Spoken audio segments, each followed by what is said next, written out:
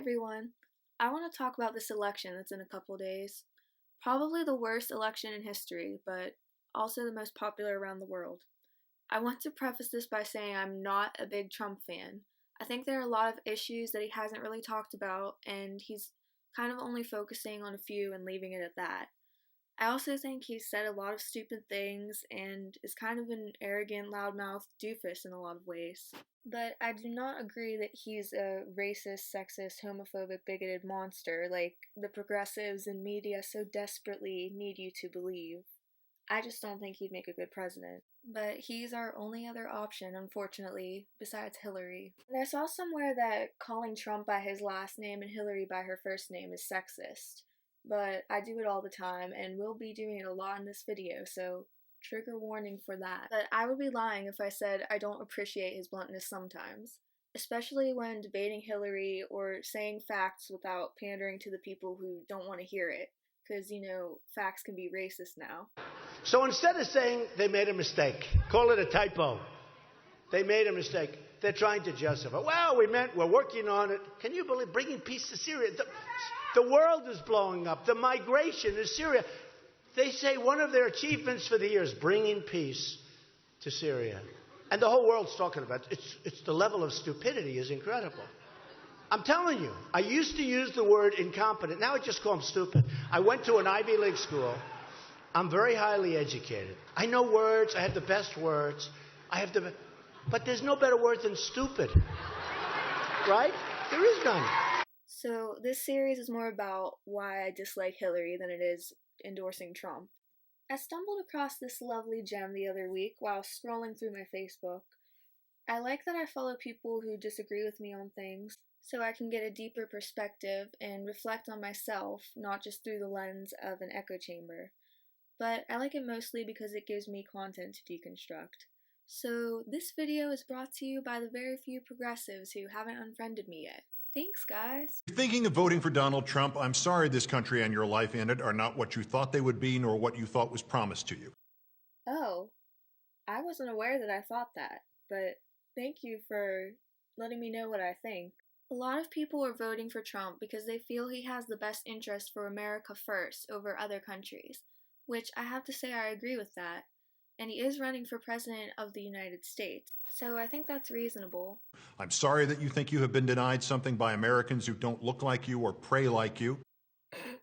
What a great way to start off your video, by sarcastically apologizing for things that you're making up, that people don't actually say.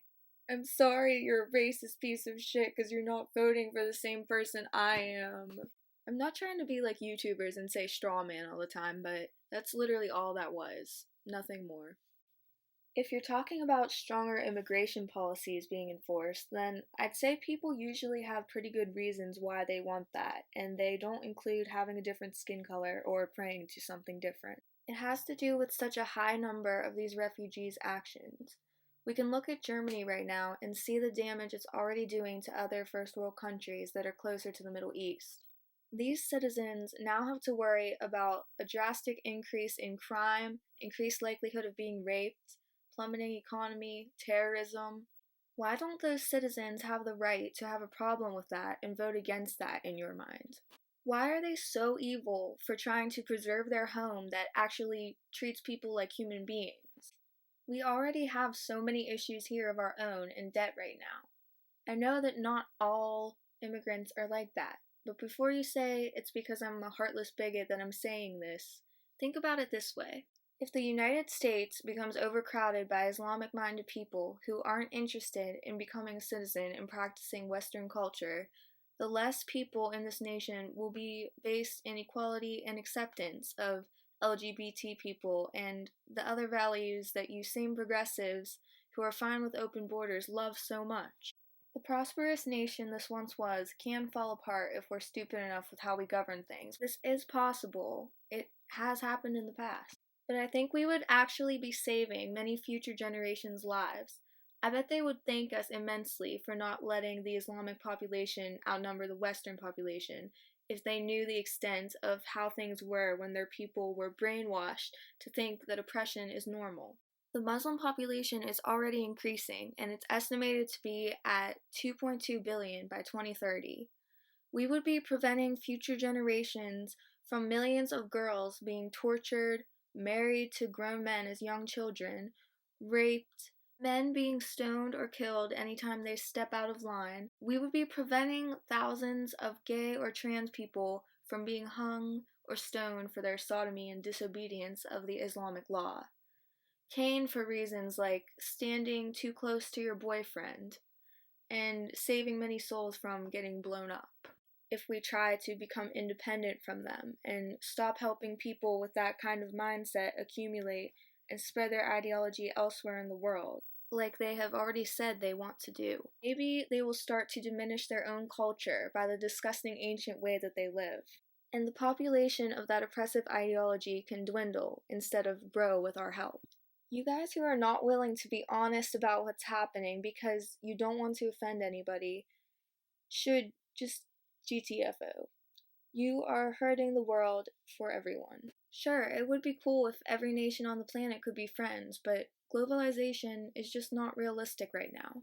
Muslim majority nations have not progressed as far as we have with our views on life, and they don't intend to. Islam is not just a religion, it's an ideology that calls for an oppressive political system to go with it. There's no separation of church and state with Islam. They have honor killings for anyone who tries to leave the Islamic faith. The way we live is an abomination to their religion and regime. Basically not having any rights if you're a woman, and everyone else can live a life of mental and physical torture devoid of any love, empathy, or rational thought. This regime is a huge part of their belief. Trump says he wants to become more independent from nations like Saudi Arabia, but Hillary says she will fund them more globalization. She has ties to these nations even though it is not in the best interest of America. It's in the best interest of her money. Just follow the money. Ironic, because that's the argument that people hate about Trump, is that he's all about the money. Trump says he wants to try getting the resources we get from there elsewhere. She receives from countries that she knows damn well treats women and LGBT people like shit while campaigning for their rights. When Trump was talking about Islam during the debate, she laughed, trying to put on the facade that she thinks what he's saying is so ridiculous and oh so Islamophobic. She's obviously the superior candidate because she's not bigoted against them, even though she knows that what he's saying is true. You talk about women and women's rights. So these are people that push gays off buildings. These are people that kill women and treat women horribly, and yet you take their money. So I'd like to ask you right now, why don't you give back the money that you've taken from certain countries that treat certain groups of people so horrible? I can do a different video about what I've learned about Islam if you guys want. Comment below. I've been talking to my history professor about it lately, and it's a pretty evil ideology. I would remind you that when your grandfather or great-grandfather or whoever came here, and whenever they came here, they were blamed identically because they were Catholic or Italian or Irish or just foreign.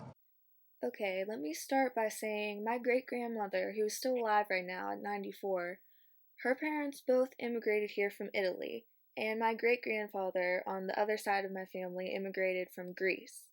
In the early 1900s, there was an influx of immigration from Europe and Mexico because of America's prosperity at that time. The increase in agricultural production created high demand for cheap labor and job opportunities. Those immigrants did have to go through hard times, but that's culture. That's the way that our humanity has evolved.